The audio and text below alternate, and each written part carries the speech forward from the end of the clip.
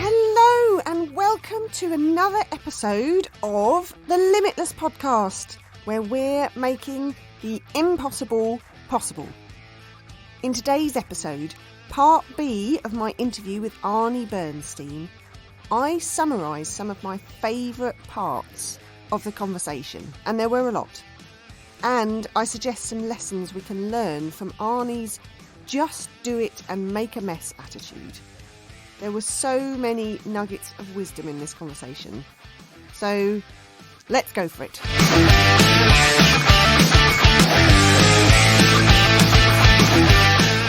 It's so comforting sometimes working with formulas, knowns, correct answers. It makes us feel good that we can tick something off or achieve a milestone with something specific to work towards. But creativity isn't a formula. When you're creating a new idea, a new change, new writing, there's no rules to follow and no point where you're finished. You have to create these yourself. Sometimes, to get your best ideas and best work, you have to rip up the rules, which is the first thing that Arnie does when he teaches college students. Like, literally, he writes out the rules on paper, rips them up and jumps on them.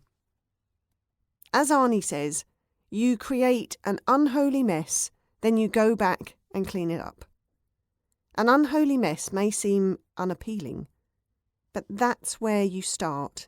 Then you chip away at it until it's a work of love and art and not a mess anymore. I love this concept, and as a change maker, I think this applies even more. We're often doing things that have not been done before, sometimes stepping outside the norms of what society expects, and we have few examples to follow. So we need to ignore the rules and do something completely different, making a mess as we go. Arnie teaches college students now and is currently moving towards running online writing workshops, aimed particularly at those who are home educating. I asked him what he found so interesting about these kids, and he said that he loves how they gravitate towards what they do best, their natural abilities and natural gifts. He himself found that he had to unlearn everything he'd learned at school with regards to writing, which he did when he went to college and learned via the story workshop method. This much freer and more creative way of learning to write set him up with the skills he needed to make 2 published and well-received books. I wonder how often we've pulled ourselves back from what we naturally gravitate towards, perhaps because we have a voice in our head telling us it's not what we should do, or it's too hard, or we think it's not possible for us. I wonder what would happen if we just let ourselves love what we do. I loved Arnie's answer when I asked him what advice he would give to people who are wanting to step out on their own. Do it. Why not? A simple and yet profound piece of advice for all of us who are creating big change. How often do we spend weeks, months, or even years not doing it and coming up with so many answers to why not, when really it's just a case of taking one step? You may be able to find all sorts of reasons why not for the big, long-term dreams that you have, because they feel so big and far away and unachievable and maybe even scary. But what about the little steps along the path that will get you there?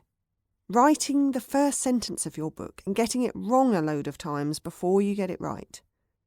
Speaking to that person who will inspire you and mucking up what you say to them even though you rehearsed it 100 times in your head.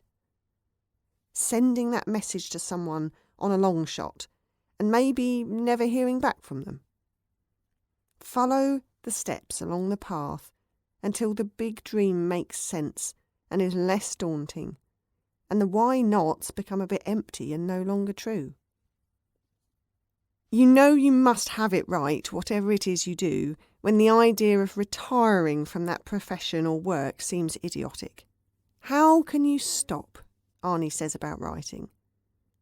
This had a real impact on me.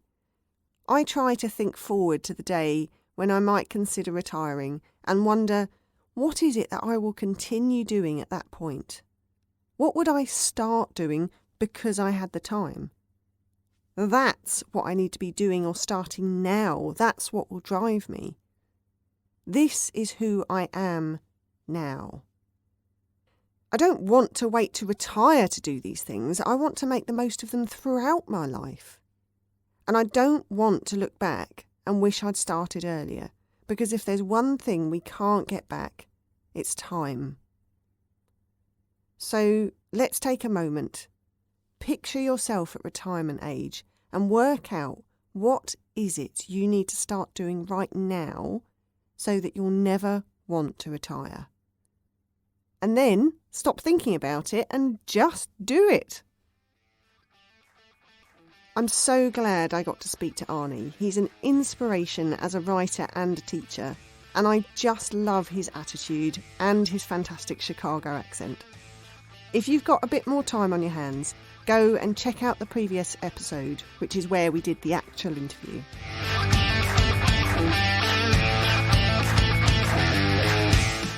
Thank you for listening in to another episode of the Limitless podcast. I love knowing that every single one of you has made it here and wants to create something bigger in their life. Come and join me on Facebook, LinkedIn or Twitter to hear as soon as each episode is released. And if you want to support the podcast, you can come on over to Patreon and join my community there. All links are in the episode description. Have a fabulous week, folks!